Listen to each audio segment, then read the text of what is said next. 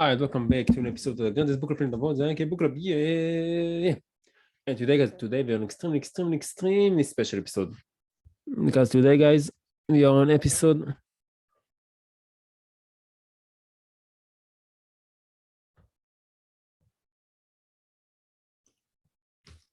Because today, guys, we're on episode number 350, guys. 350.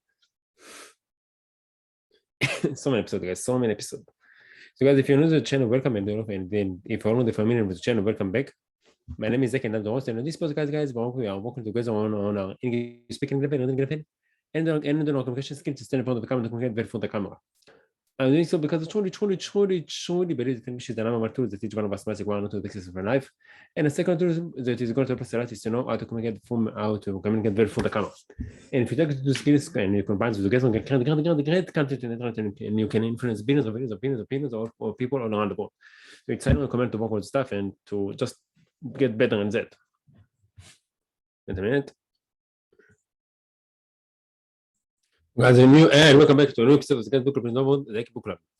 And guys, if you're new to the channel, welcome. And if you're only familiar with the channel, welcome back. My name is Zach, and I'm the host. I said it already, I don't know.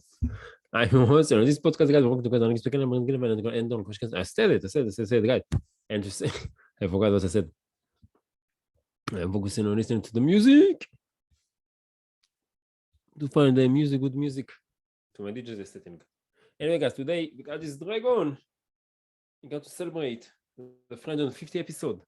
And guys, if you want to check out this great background, you know, we can find it on 3, 2, 1, kabam! Kabam! You can find it on Good Fun. And this is great background to Good Fun by Menorah on 9 February 2010, guys. Wow, damn. Almost more than 12 years ago. And guys, if you want to download the pictures, guys, of course, we like the picture because it's a really good picture.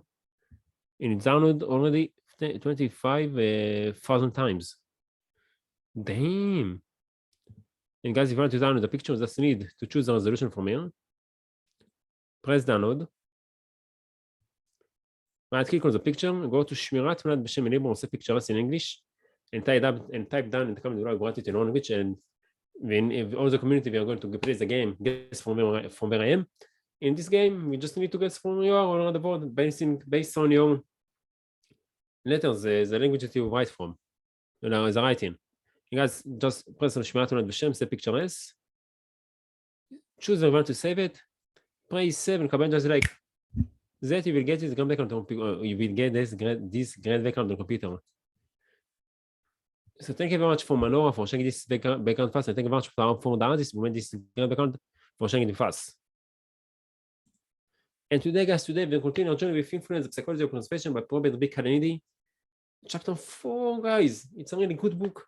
We learned so much from each episode. And guys, let us move to the book, guys. And guys, if you want to check out this great background, or if you want to check out the book and open the big Cialdini storage account, you got all the link to the description below, so make sure to check them out, like them, and enjoy from them, learn from them. And guys, if anyone of you, if anyone is for me, I can put for the podcast, or if anyone of you want to come to the podcast channel, you must use this part of the comment on some books and background time if in English, guys, you know this guy. Feed into the comment, so we can arrange it. And so always, guys, you're almost welcome to share your message with the world. Maybe you learn something from you for the said, or from us for the book, and I say that for the book. Maybe if you're references that you learn from somewhere else, please, guys, please consider, guys, share it fast in the comment section below, so the community can enrich our life and improve ourselves thanks to your wisdom. Thank you very much, guys. And of course, guys, before just one thing before moving to the book, if you enjoy the process, if you like the video, if you learn something on the channel, please consider to show support to the channel by liking the video, showing the friends, subscribe to the channel, put on notification bell so you get it, and reach the extremely exciting episode like I'm to do, and it's going to be 5 extremely exciting episodes per week. And we're getting really close to the 400 special episode. You know, it's going to come on. Yeah, baby. Yo. It's going to be like a freestyle. Let's go. And guys, and I opened that by showing a few guys I'm joining my ups and downs, my failure, my success. Subsequently, was facing from podcasting 5 extremely from podcasting, doing 5 extremely exciting episodes per week. And inspire the people like you, ladies and gentlemen, that are watching podcast you, to do this inspired the world, because it's really important. And guys, let's just dive into the book with this introduction. So guys, today it's Wednesday, 27 April 2022. Time now is 2355. And sub count is we have two subscribers to the channel, shout out to the two subscribers of the channel. And the total views, we have 351 total views. And the current episode is 345. So yeah. Let's go. Let's go.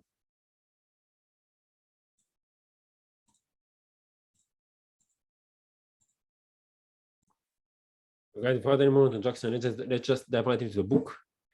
So go. So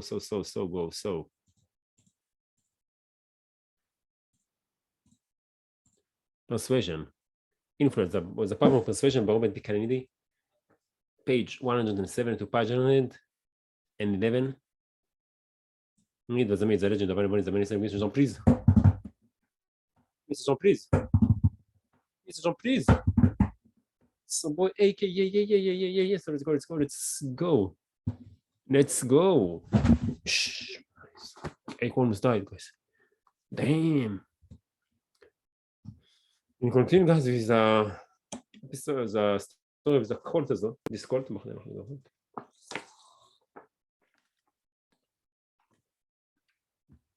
The cult that thought that some aliens are coming to bring them to as of space, and this didn't happen. So let's see what happened. The founder had the telephone deep in a discussion of flying saucers with a quarter of whom it later turned out she believed to be a spaceman.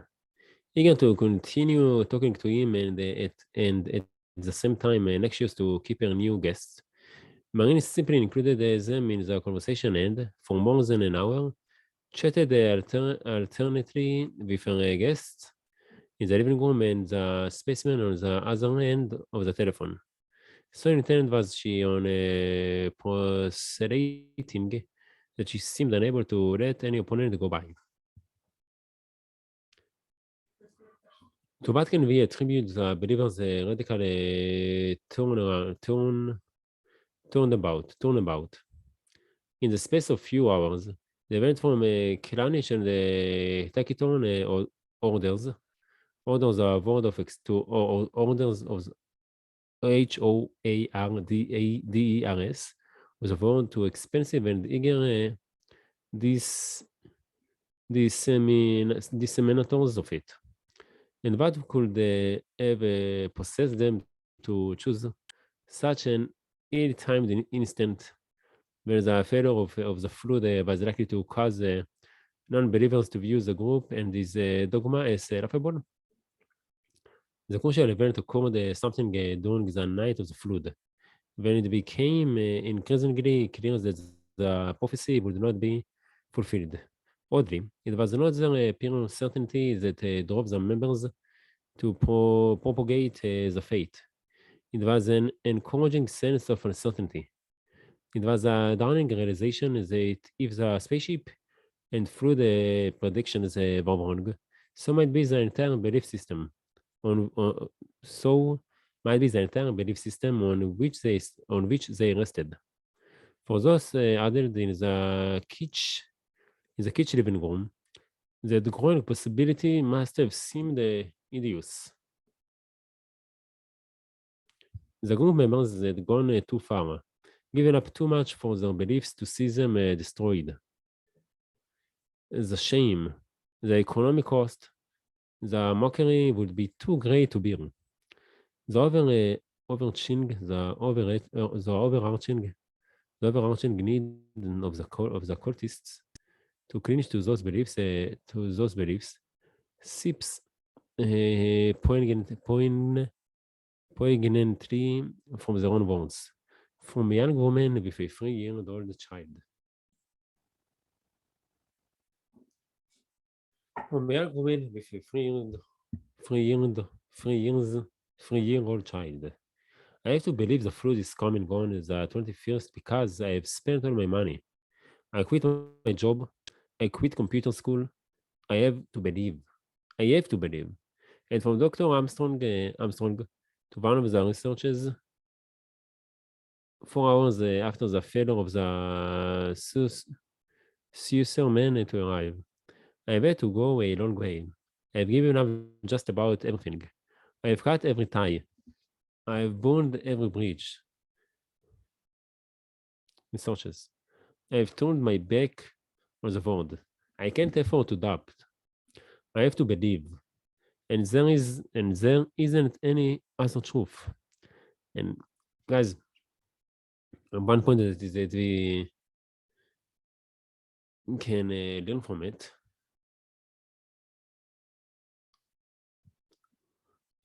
that they believe so much on this and they put everything they have on this computation and instead I can't afford to doubt. I have to believe. And they can take this stuff to our own life. Like I believe that I'm going to be the greatest motivation content creator of all times. And sometimes I think that like I don't put the work in it, but I just said it. And I don't know if I truly believe it, but what they can learn from it that I can apply to my own life, that I just need to put external work in it. External work in it. Publish it, everything, everywhere that I can. Put everything on it. Like I said to people that I'm going to run a marathon, and I said it every time that I can, and that I'm going to be a DJ, and I cannot embarrass myself. I have to do it. Just put a pressure on me, and I think it's a really good. I think it's a really good strategy, and I tell you how it's worked for me. So let's continue. Imagine the corner in which Dr. Armstrong and his followers found themselves as morning approached. So massive was a commitment to their beliefs that no other truth was tolerable. Yet, that set of beliefs had just taken a merciless pounding from physical reality. No excuser has landed. No spaceman had knocked. No food had come. Nothing had nothing had happened as prophesied. Since the only acceptable form of truth had been undercut by physical proof, there was but one way out. There was but one way out of the corner of the group. They had to establish another type of proof for the validity of the beliefs, social proof. This then explains the sudden shift from secretive conspirators to zealous missionaries.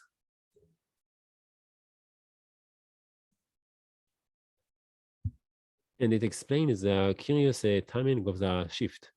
Precisely when a direct disconfirmation of the beliefs had rendered them least convincing to outsiders. It was necessary to risk the scorn and derision of the non-believers because publicity and the requirement efforts provided as the only remaining hope.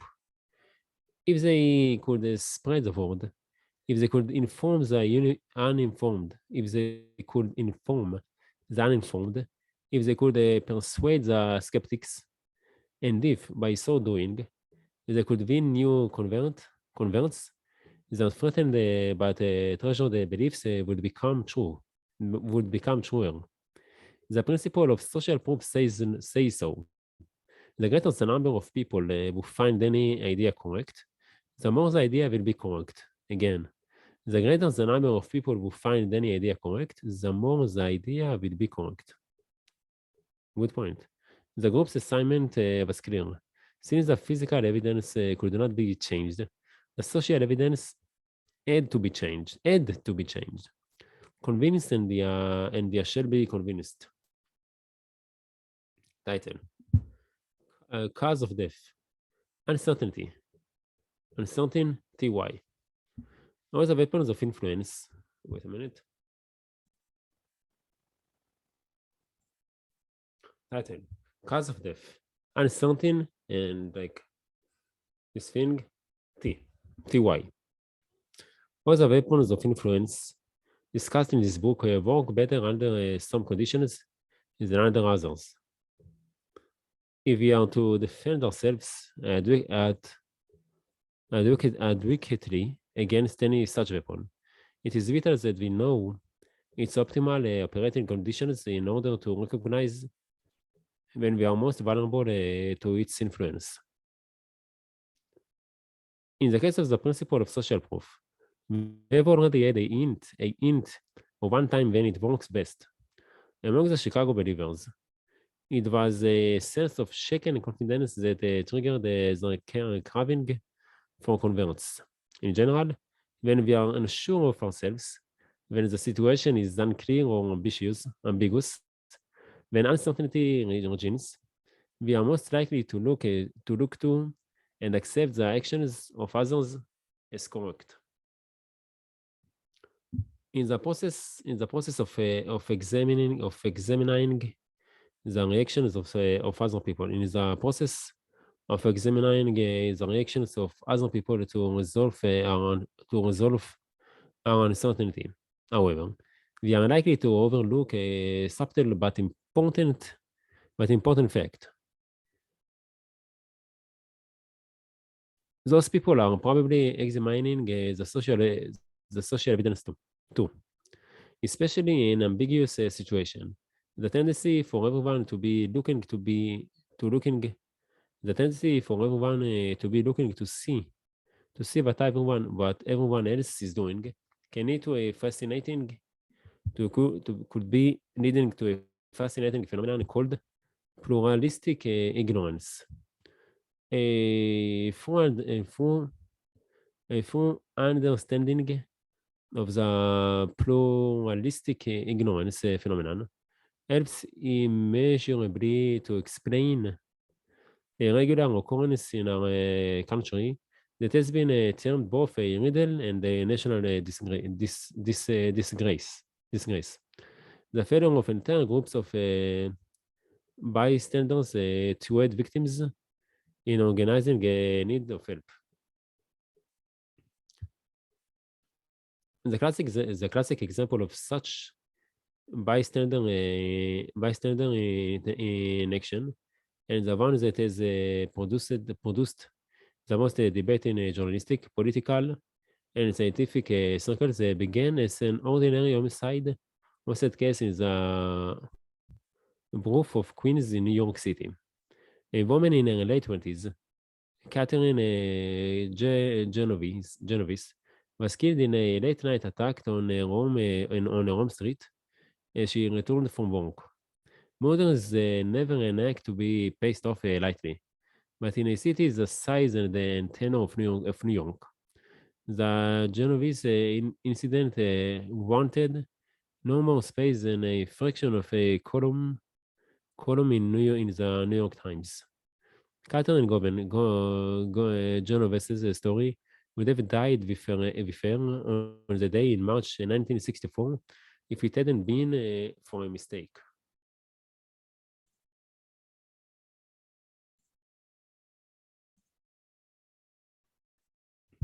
The Metropolitan editor of the Times, the Metropolitan editor of the Times, A.M.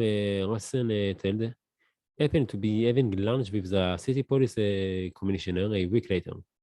Rosenthal asked the commissioner about a different Queens-based homicide, and the commissioner, thinking he was being questioned about the Javanese case, revealed something staggering that had been uncovered by the police in investigation. It was something that left everyone who heard it, the commissioner included, aghast and grasping for explanations. Catherine Genovese had not experienced a quick, muffled death.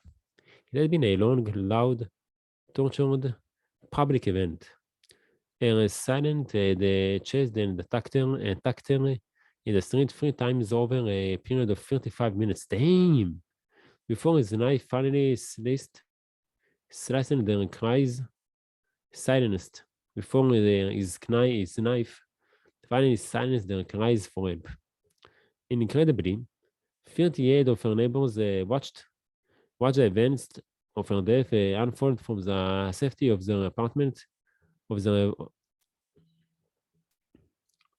Incredibly, 38 of her neighbors watched the events of her death unfold from the safety of their apartment windows without so much as lifting a finger to call the police.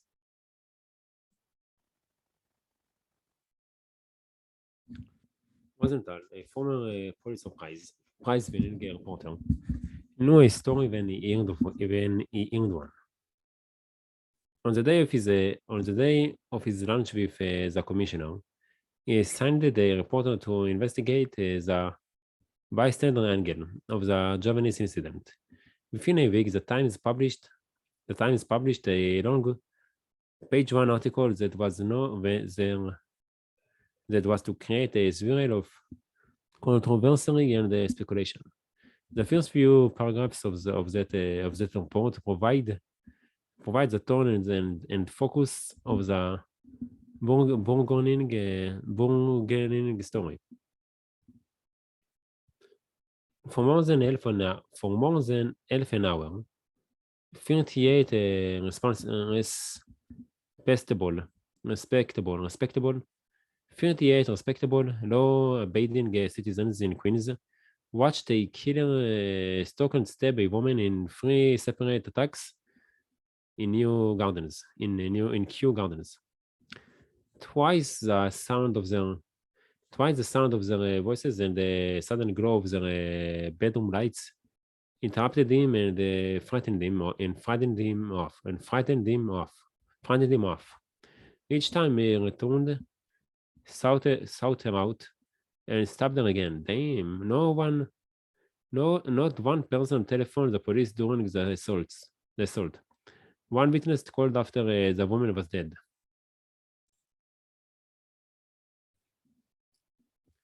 That was 2 weeks ago today. But Assistant Chief Inspector Frederick M. Lucen, in charge of the borough's detectives and a veteran of 25 years of homicide investigations, is still shocked. He can give a matter-of-fact recitation of many murders. But the new garden's slang baffles him, not because it is a murder, but because good people fail to call the police. As with Assistant Chief Inspector Lucen, shocked and bafflement were the sudden reactions of almost everyone who learned the story's details. The shock struck first, leaving the police, the news people, and the reading public stunned. The bafflement followed quickly. How could 38 good people fail to act under those circumstances? No one could understand it. Even the modern witnesses themselves were bewildered. I don't know, they answered one after another. I just don't know. If he offered weak reasons for their inaction. For example, 2 or 3 people explained that they were afraid or did not want to get involved. But those reasons do not stand up to close scrutiny. A simple anonymous call to the police could have saved the Catherine governance without threatening the witnesses' future safety or free time. No, it wasn't the observers' fear or reluctance to complicate their lives that explains their lack of action. Something else was going on there that even they could not fathom.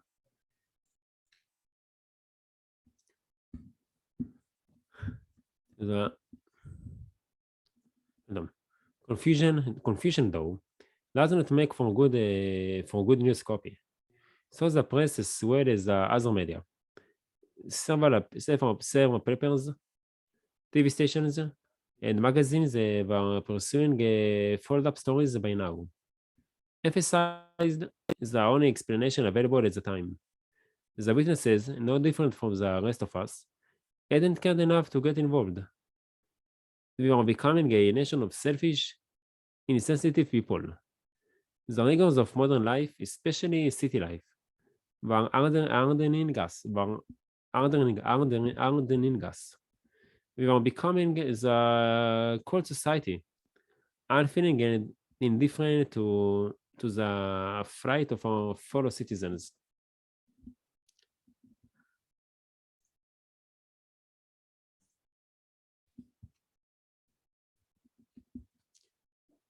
The flight of our fellow citizens.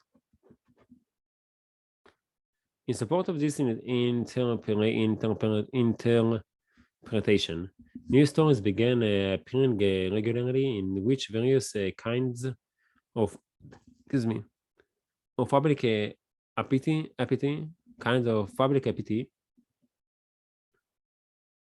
beat for a period following the Javanese revelations.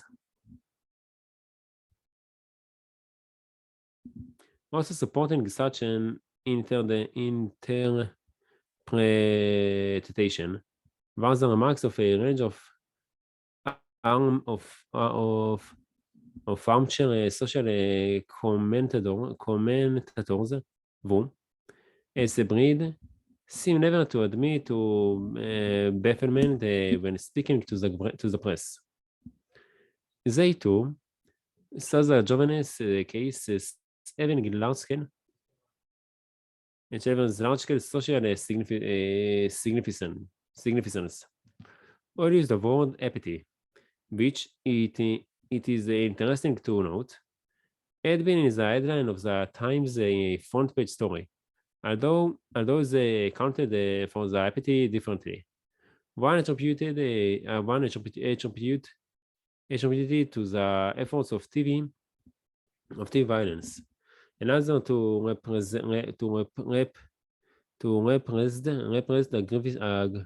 aggressiveness, but most implicated the depersonalization of urban life with its megalopolitan societies, and its alienation of the individual from the group. Even Rosenthal, the newsman who first broke the story and who ultimately made it the subject of a book, subscribed to the city-caused appetite theory. Nobody can say why the 38 did not leave the phone while Miss Javanese was being attacked, since they cannot say themselves. It can be assumed, however, that the rapidity was indeed one of the big city variety. It is almost a matter of psychological survival. If one is surrounded and pressed by millions of people, to prevent them from constantly impinging on you. And the only way to do this is to ignore them as often as possible. Indifference to one's neighbor and his troubles is a condition that reflects in life in New York as it is in other big cities.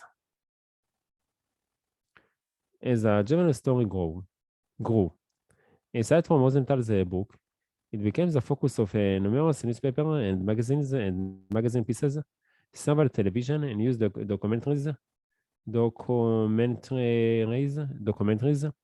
and an off-Broadway play. It attracted the professional attention of a pair of New York-based psychology professors, Bibb Latten and Johnny Darley. They examined the reports of the Javanese Incident, and on the basis of their knowledge of social psychology, hit on what seemed the most unlikely explanation of all. It was that 38 witnesses were present. Previous accounts to the story had invariably emphasized it. Previous accounts of the story had invariably emphasized that no action was taken, even though 38 individuals had looked on. Latin and Darnley suggested that no one had helped precisely because there were so many observers. The psychologist speculated that, for at least two reasons, a bystander to an emergency would be unlikely to help when there were a number of other bystanders present. The first reason is fairly straightforward. With several potential helpers around, the personal responsibility of each individual is reduced. Perhaps someone else will give or call for aid. Perhaps someone else already has. So if everyone thinking that someone else will help or has helped, no one does. The second reason is the more psychologically intriguing one. It is founded on the principle of social proof and involves the pluralistic ignorance effect. Very often, an emergency is not obviously an emergency. An emergency. Is a man lying in the alley a heart attack victim or a drunk sleeping one or a drunk sleeping one or drunk sleeping one off? Sleeping one off. Now the sharp sounds from the street gunshots or truck backfires. Is a combination next door is an assault requiring the police or an especially loud material martial or an especially loud martial spit where intervention would be inappropriate and unwelcome. What is going on? In times of such uncertainty, the natural tendency is to look around at the actions of others, for clues. We can learn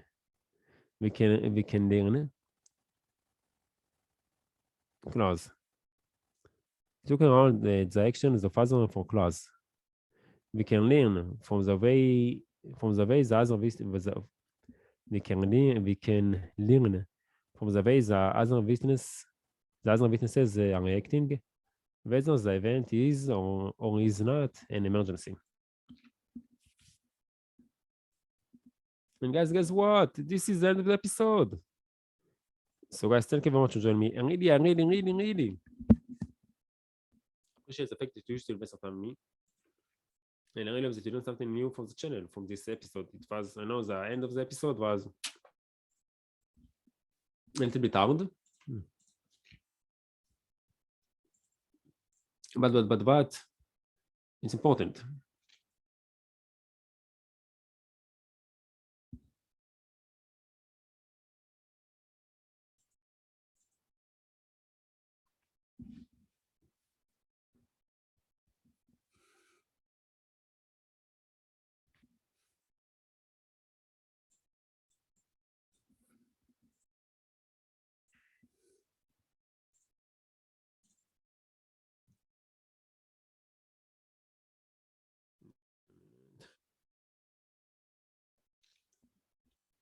So guys, and have a good day.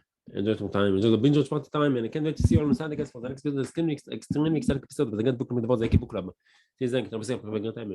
Bye. Have a good day for the against motivation content for them. So the one only your boy AK. Well, today is Wednesday or Friday, 27 and 28 on April 2022. And the time now is 29.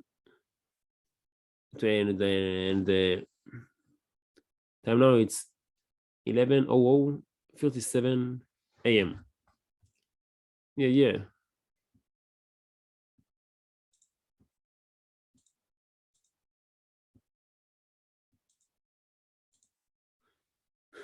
And guys, yeah, let's go.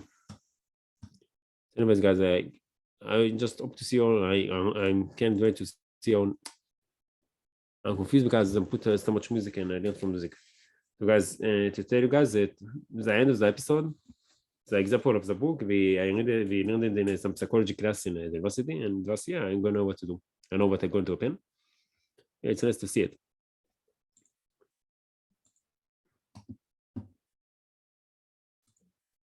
Anyway guys, have a good day, bye. יאללה, יום חמישי ה-28 לאפריל 2022, יום חמישי, יום שישי ה-29 לאפריל 2022, שעכשיו היא 12:38 בלילה, היה לו גם מאוחר, ממש מאוחר, אבל נשארתי בעצמם ואני חייב לישון אבל עכשיו, כי אני רוצה לקום מחר ולהתאמן, אז אני רוצה מחר להתאמן, יש הרבה תוכנית מחר למה אני אספיק, צריך להתאמן, צריך לעשות סרטונים, צריך ללמוד, אני חייב ללמוד את סטטיסטיקה, אני ממש בפיגור בחומר, אז יאללה, שמעתי מוזיקה קצת, ויאללה, נמשיך הלאה, ברור שתהיו חזקים, make your bow proud, להתראות.